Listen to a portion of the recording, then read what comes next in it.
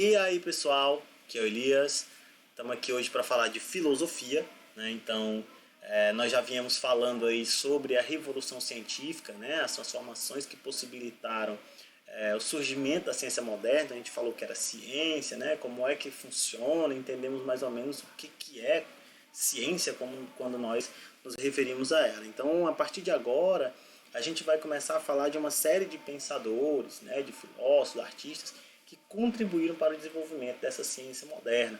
É importante destacar que a ciência que nós conhecemos hoje ela é fruto de todo o processo ali que envolve o Renascimento, que envolve o humanismo, né, e uma série de personagens como Leonardo da Vinci, Nicolau Copérnico, Galileu, né, que foram ali renascentistas, né, humanistas, que foram influenciados por aquele momento ali do Renascimento, contribuíram de forma profunda para o desenvolvimento do que nós entendemos como ciência. Né? Então, para a gente poder entender cada uma dessas contribuições, a gente vai partir de cada um desses pensadores, desses filósofos, personagens importantes, entendendo um pouco da vida deles e também das contribuições que eles fizeram, né, para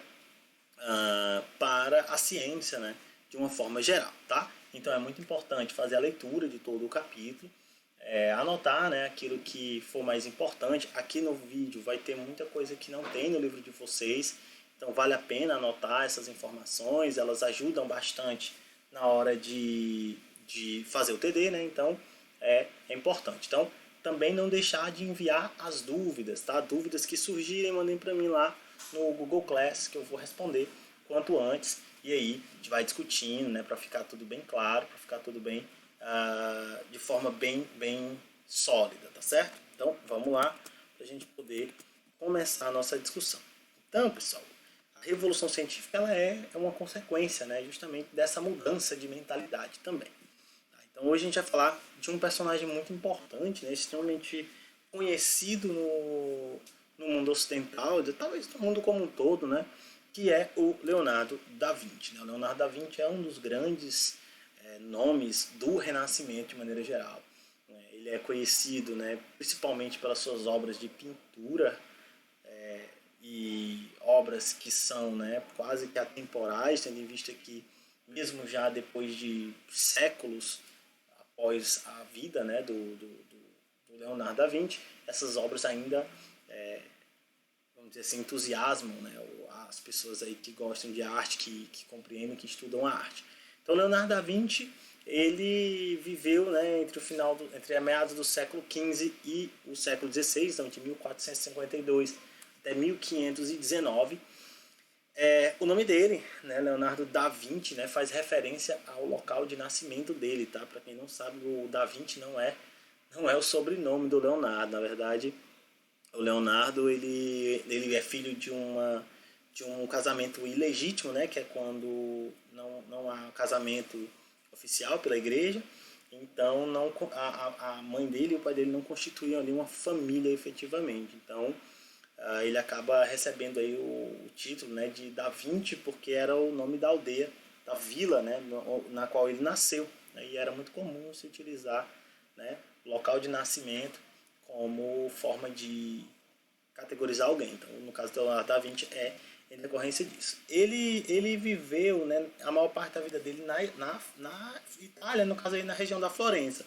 Né, porque na verdade não existia Itália na época que o Leonardo da Vinci viveu. Tá? A Itália é uma ideia bem mais moderna, já do século XIX para cá. Então lá no século XV e XVI a Itália não existia. Existiam vários reinados ali, né?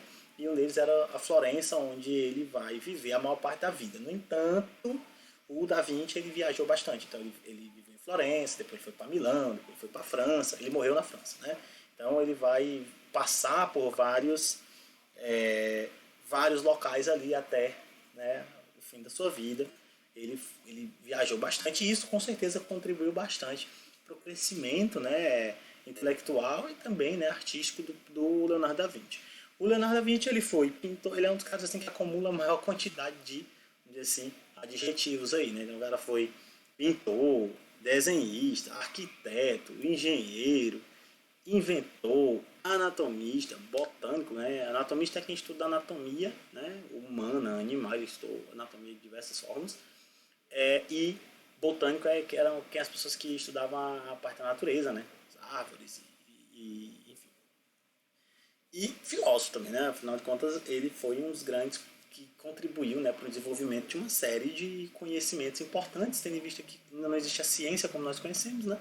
Então ele vai fazer contribuições para a física, né, que hoje a gente chama de física, própria biologia, então ele acaba aqui contribuindo de maneira geral. Na concepção, o Da Vinci ele é um cara que era bastante, vamos dizer assim, encantado com a natureza, então ele buscou mesmo estudar, entender a natureza, e aí ele vai registrar isso nas suas obras e também nas suas reflexões. Ele foi aprendiz quando a infância dele é meio obscura, não tem muitos registros sobre a infância dele. O fato é que ele foi aprendiz, né, mais ou menos aí na adolescência, de um pintor e escultor muito importante, que é o Andrea del Verrocchio, né, que era assim, um dos grandes renascentistas também da época. E o Leonardo da Vinci ele trabalhou, né, foi aprendiz lá no ateliê lá do Verrocchio, juntamente com o Sandro Botticelli, né, Botticelli que é também um dos grandes nomes do Renascimento. Então, quer dizer, você vai ter ali, né, a influência desses artistas também no desenvolvimento do Leonardo da Vinci. Então, claro, né, o Leonardo ele acaba absorvendo muito da influência lá do Verrocchio, né, o ateliê do Verrocchio acabava se tornando ali um centro, né, humanista. Então, muitos dos aprendizes eles acabavam sendo formados dentro de uma tradição já humanista, né? Então acabavam sendo muito influenciados por aquele espírito humanista que o Renascimento carregava, né? Então acaba que isso vai aparecer fortemente na obra do Leonardo da Vinci, né? Então, como eu falei, além de artista, né, ele era muito, vamos dizer assim, versátil, né? Então ele vai estudar, né, uma série de conhecimentos científicos, né, que vão ser fundamentais para o próprio desenvolvimento da ciência. O Da Vinci, né, uma característica que é colocada inclusive em relação ao Da Vinci é de que ele conseguia unir ali, né, a arte e ciência, né, na concepção dele. Um bom artista tinha que ser também um bom cientista, né? E de certa forma, né, ele estava correto na medida em que, por exemplo, dentro da corrente lá do Renascimento, buscava se representar os corpos com muita perfeição, né? Então, para isso era necessário um estudo de anatomia bem profundo, de botânica, né, para conhecer, para compreender. E o Da Vinci ele foi realmente muito a fundo nisso. Né? O Da Vinci ele tinha um caderninho, né, um caderno de anotações, né? E tudo que o Da Vinci ele pensava, refletia, observava e testava, ele anotava nesses cadernos. Então você tem várias anotações, inclusive toda essa ideia que a gente tem sobre o Da Vinci vem muito desses cadernos, né? Porque lá está registrado as ideias que ele teve, né? Os projetos de engenharia, de invenção que ele deu início, né? Muitos dos seus projetos sequer saíram das páginas, né, do caderno, mas demonstrava o gênio, né, ali bastante inquieto que era o Da Vinci. Né? Então esses cadernos, você vai ter cadernos que estudam óptica, né, que é uma área da física hoje muito importante. Ele vai ver esquema de espelho, né, formas de espelho, como é que a luz ela incidia sobre esses espelhos. O Da Vinci vai elaborar máquinas, né, das mais mirabolantes, né, até o primeiro ali, que seria o primeiro protótipo de um helicóptero, né, máquinas voadoras, automóveis. Então, quer dizer, o Da Vinci ele vai produzir muito durante a vida dele. Tá? Então, quer dizer, ele, e além de tudo, aí aqui tem um detalhe muito interessante, né? É uma produção muito vasta, mas vamos dizer assim, nem tudo, quer dizer, quase nada chegou a ser concretizado propriamente dito, né? Até mesmo as obras que ele pintou, né, muitas delas não chegaram a ser concluídas, né? A Adoração dos Magos era um quadro que tinha sido encomendado, ele faz o esboço, deixa meio caminho andado, não termina, e entre outros, né, outras obras que ele começou, mas não chegou a terminar, né, em decorrência de vários fatores, e um deles era porque, segundo aí, né, os historiadores, o Da Vinci era muito perfeccionista, né? Então, e ao mesmo tempo acabava que favorecendo e desfavorecendo, né? Favorecendo porque produziu obras realmente magistrais, e desfavorecendo porque muitas vezes, mesmo quando a obra ela apresentava um grande potencial para ele, ela ainda estava inacabada, e isso com certeza, né, dificultou aí, de certa forma, uma produção em larga escala, né, de obras completas. Então, as obras mais conhecidas assim do Da Vinci, né, eu coloquei aqui as três mais conhecidas, mas claro que Da Vinci, por ser um dos nomes mais assim, populares do Renascimento, com certeza tem muitas outras, mas aqui eu coloquei as três, vamos dizer assim, que são magistrais, né? Então, a Mona Lisa, né, que é considerada uma das obras mais enigmáticas, né, da história da arte, a Última Ceia, né, que é também uma obra de grande técnica e tudo mais, e o Homem Vitruviano, né, que é com certeza inclusive um dos símbolos do próprio Renascimento. Então, quer dizer, Da Vinci produziu muita coisa além disso, né, mas vamos dizer que essas aqui seriam aquelas que mais se tornaram populares. O Da Vinci morre em 1519, né, não se sabe exatamente o motivo, mas o provável, né, que tenha sido consequência de um derrame, né, derrame cerebral. Isso tenha levado o Da Vinci a morrer na França, né, em 1519. Então, o Da Vinci deixaria aí um legado bastante amplo. E aí, depois do Da Vinci, vários, né, fizeram ali biografias sobre ele, o próprio Vasari, né, que é um grande também artista da época, né, fez uma biografia lá sobre o Da Vinci, né, exaltando tanto a pessoa do Da Vinci como toda a sua obra, né. Então, eu trouxe aqui algumas imagens, uma imagem de como provavelmente Da Vinci poderia ter sido, né? Claro que isso é uma projeção, não tem nenhuma registro da época efetiva, né? De como Da Vinci tenha sido. Então tá aí uma projeção de como provavelmente ele pode ter se parecido.